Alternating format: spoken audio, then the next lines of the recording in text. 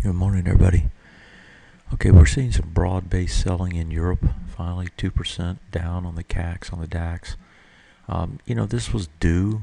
You had a huge run-up in these markets without any kind of pullback. So, I don't get overly concerned when I see something like this. It's finally some profit taking kicking in, kind of herd behavior, right, where they just drop everything. It was pressure somewhat in Asia. Overnight it was mixed, and now in their futures markets they're down. So our markets are down about 0.75%. VIX is up, and it looks to me like we're going to take a pretty good pressure situation today as we come into the day. If we pull this back, actually I've got it on 5 minutes. If we pull it back to 30, we're up underneath yesterday's lows, and so this is going to try to pressure to the downside. Big spike down on Europe overnight, and haven't really gained anything since then. Bringing it back to a daily. I'm on the NQs here. We're coming right back into this bar. That was the bar we identified yesterday at 46.40. The bottom of that bar is 45.62. I think before you get there, it would be this one, which is 45.90. For 45.90 up to 46.40 is the big range there on the daily. Over here on the ESs, same thing. Underneath yesterday's lows, we go back to a daily here, and there's really nothing to hold this up. You've got these 3 bars on the way up, and so it's really there. Yeah, you actually got a little support here, 20.55. So I would think 20.55 would be the number on the way back down here.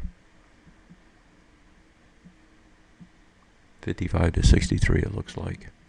We're trading at 69. So not much else to say there. If we look over at the gold GDX, yesterday this thing wouldn't give it up.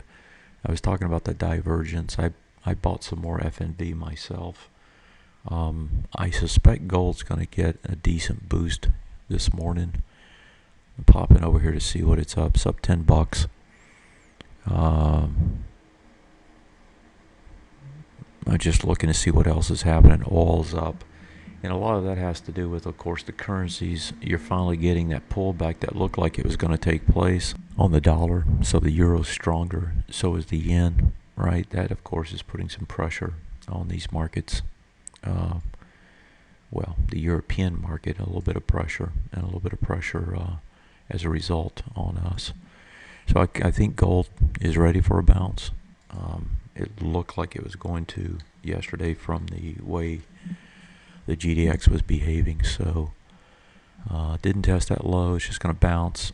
Key on gold is get over this and stay over it, which is 103.40, and put that on a weekly. I believe that is the lows over here, 103.43. So to me, that's the key spot. You got to get back up in there for gold to really get anything going. When gold moves, it moves. And so, if you're going to try to play it, you want to try to get on it and then try to ride it for a couple days, 2 or 3 days. You can get a nice spike up. I'm going to go back to the daily here. You can get a nice spike up on it when it moves, right? It's directional when it goes. And this thing's way oversold at this point.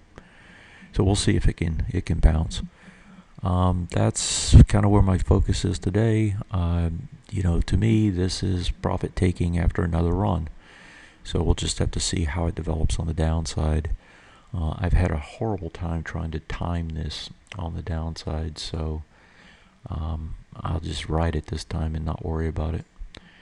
And cross my fingers that's not the wrong decision. I suspect it's not, though. All right, see you.